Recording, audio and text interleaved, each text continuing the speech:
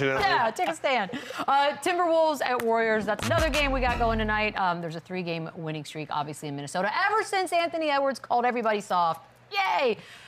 Does it change, like, what they're doing now? Does it sort of change where you see them? Could they be back to what we saw last season? Well, I think they're still going to have that adjustment period of figuring out how do they succeed with Rudy and with Julius Randle on the floor. How do they figure out that spacing? How do they figure out the rotations? Are they going to continue to get more production from Dante, from McDaniels, from that bench? Can Mike Conley stay healthy and kind of be the head of that snake there?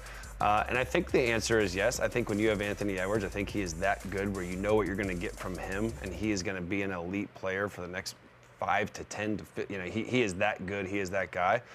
They have the capability of being a great defensive team as well. So, yeah, I think it figures out. I still think they're worse than they were last year because I think Karl Anthony Towns is that good of a basketball player. But this would also be a hell of a back-to-back for the Warriors to go knock off the Rockets and the Timberwolves. So this also would be a great game. That's a tough turnaround. It's not the best back-to-back I've seen. Who finishes higher in the standings, Lou? T-Wolves, who right now are in 10th, or Warriors, who are right now in 5th?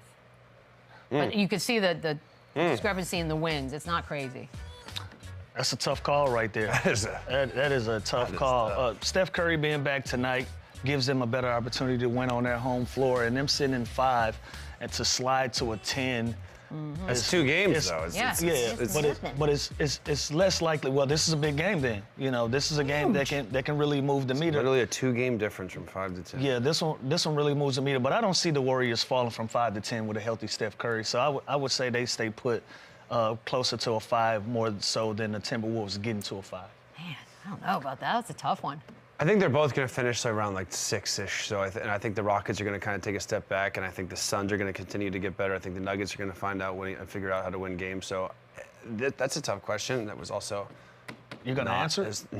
I would take Timberwolves. Yeah, why I would take Timberwolves. Well, it's not in the call sheet. It's not in here. You just made that shit up on the fly. How did I make it up if it's on the screen? I like to prepare and have my answers. Do you think I sit here and make the Timberwolves will finish higher and lower in the standing. Oh, higher. Did we stump Chandler today? I didn't think that was a hard question. You asked him a question that wasn't on the. I didn't ask you. Is it flip off or flick off? That wasn't the question. That's Is it flip or flick off? By the way, America, I don't know if you know this. Chandler thought it was you flick someone off. Well, obviously, it's flip someone off, but I do think that people will argue this because people are doing what you're doing. You're not the only one. Timberwolves finished with a better record than the Golden State Warriors. And I think the Rockets are going to be just fine. There's nothing wrong with wanting to be prepared, man. It's cool. I didn't think you would have a meltdown. Freestyle. I didn't either. Like Friday. We do get Steph back, though. So Steph, Ant, man, you have to pay for a ticket to see one. Who is it?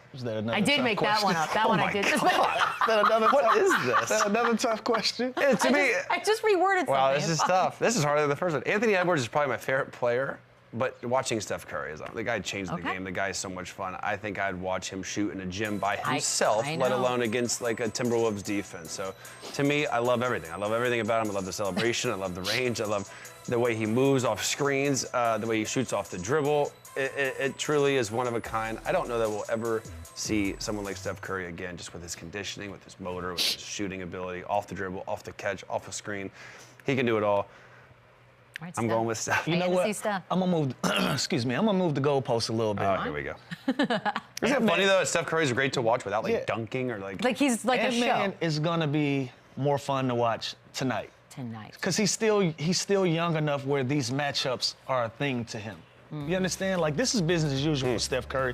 But for Ant-Man, he's still young enough that I'm still making my name. I'm still making my rounds around here. And so if he can do things like this, I mean, that's fun. Instead of trying to outshoot Steph Curry tonight, he's gonna be way more fun to watch. So give me Ant-Man. All right. Can I give my predickies for the game since you skipped that and asked me random ass questions? I like the Celtics to win, but the Bucks to cover 7.5. Nobody asked for any of that information. Like none of it. And I like the Warriors. And I like Who do I like? I like the Wolves. I like the Wolves tonight. You don't even know who you like. Give me the Wolves plus 1.5 tonight. Not only do they cover, they win the game. Give me Wolves money line tonight. Give me Wolves money line tonight. That's my final answer. We're going to commercial break. Yes, we are. I had a meltdown. By the way, we have to start next